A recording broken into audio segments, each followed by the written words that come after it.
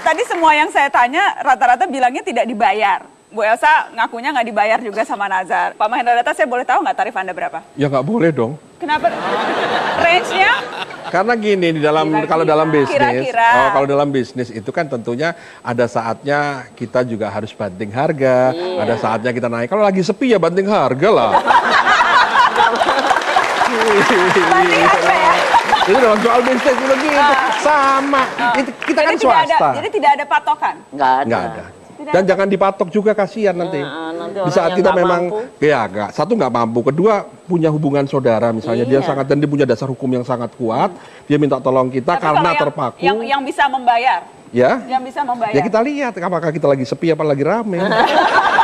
Enggak, saya jujur aja, kalau lagi rame, wah biarpun segini, mahal jadinya. Mahal, ya, saya kan supply and demand. Supply and demand. Iya, Kalau Anda itu dalam seringnya soal ramai, bisnis ya. Anda seringnya ramai atau sering banting harga? Alhamdulillah rame.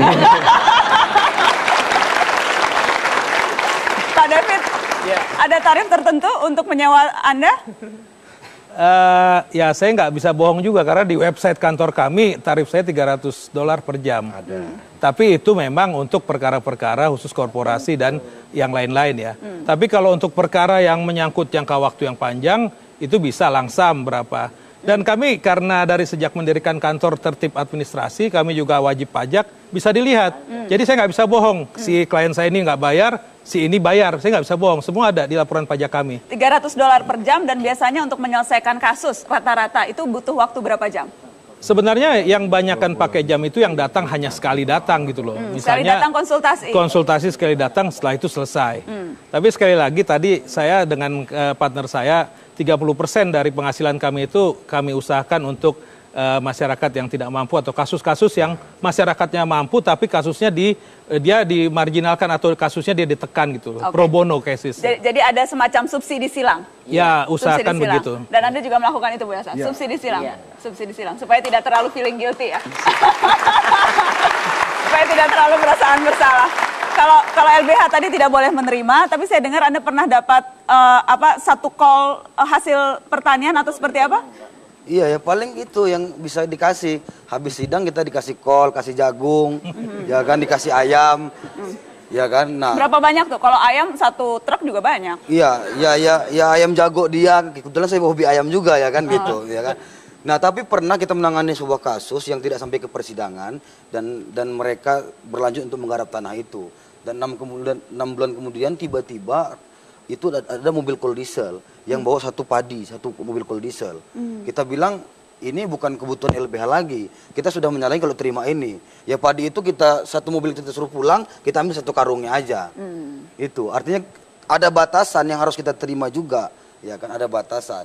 Nah, artinya kalau bicara mengenai tarif atau pengacara cari kasus, perkara yang cari kita, Kak.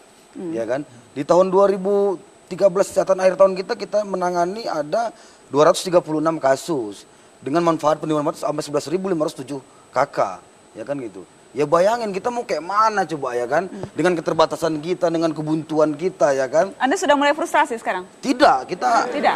Ngapa frustasi? Anda tidak iri $300 per jam? Ya ngapain iri, ya kan? Tidak. Ngapain? Karena kami menikmati dan mensyukuri kerja-kerja perjuangan kami. Oh, luar biasa.